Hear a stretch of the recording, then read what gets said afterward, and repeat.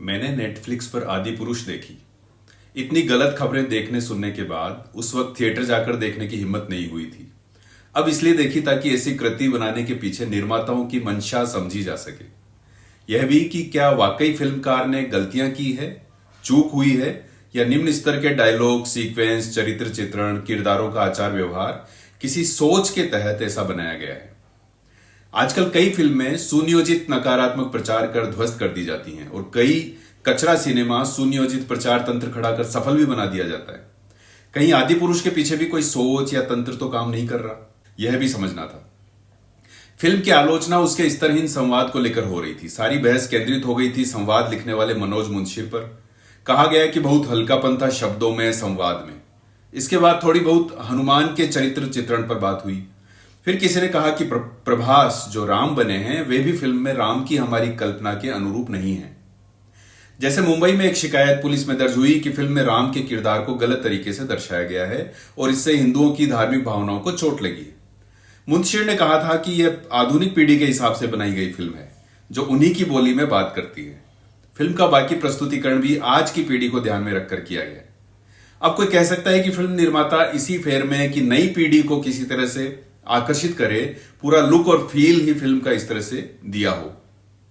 Film देखने के बाद बात इतनी सी नहीं लग रही। किसी नौसिखिए ने गलत समझ के साथ कोई प्रोडक्ट बनाया और पिट गया हो, यह बिल्कुल नहीं लगा। उल्टा एक शातिर दिमाग फिल्म के पीछे था, यह समझ में आया।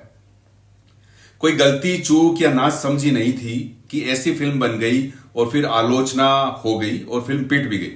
असल में तो बहुत दिमाग लगाकर निर्माता ने जानते बूझते इस तरह की सामग्री बनाई है। कैसे?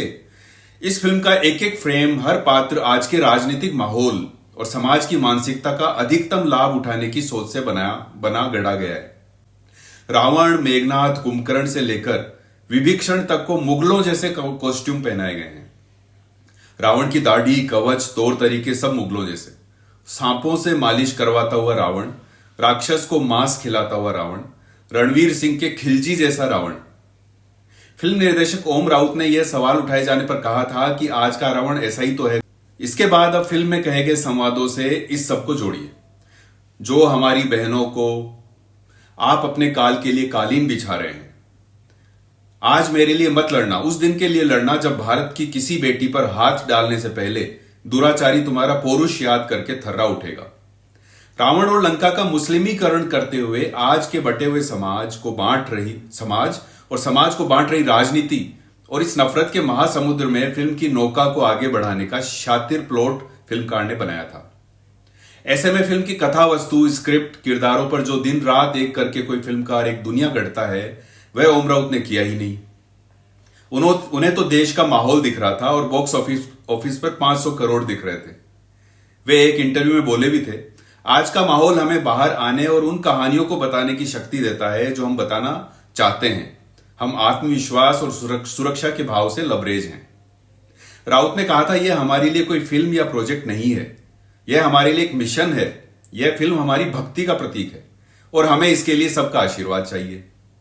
बस इसी भक्ति भाव में उन्होंने अपने खास मिशन के तहत यह फिल्म बनाई और राम के महाकाव्य को एक तयशुदा संदेश देता षड्यंत्र का भ्रष्ट दस्तावेज बनाया जो खारिज हो गया। खैर, आगे बढ़ते हैं। फिल्म में लंका 2050 की फ्यूचर सिटी जैसी लगती है, जैसे सऊदी अरब की $500 बिलियन वाली मेगा सिटी परियोजना द लाइन। लंका का वास्तु मैनहट्टन या रोम के प्राचीन समृद्ध वास्तु से ज्यादा मिलता है, बजाय दक्षिण भारत या श्रीलंका के किसी किले से। फिल्म थोर से शहर के ग्राफिक्स कॉपी करने के आरोप आदि पुरुष पर लग ही चुके हैं। 8,80,000 वर्ष पहले त्रेता युग का वास्तु, जीवन, पहनावा, हालांकि रामानंद सागर की रामायण में भी वास्तविकता के कितने करीब रहे होंगे यह कहना मुश्किल है, लेकिन फिर भी वे कल्पना और तथ्यों के करीब लगते थे, भरोसे लायक थे। यह आदि पुरुष एक साजिश है, षड्यंत्र है, आज के दुर्भाग्यपूर्ण राजनीतिक और सामाजिक माहौल का फायदा लेने भर का। नेटफ्लिक्स पर चुपके से रिलीज कर दी गई है बिना प्रचार किए आदि पुरुष। देख लीजिए ताकि षड्यंत्रों से सतर्क रह सकें।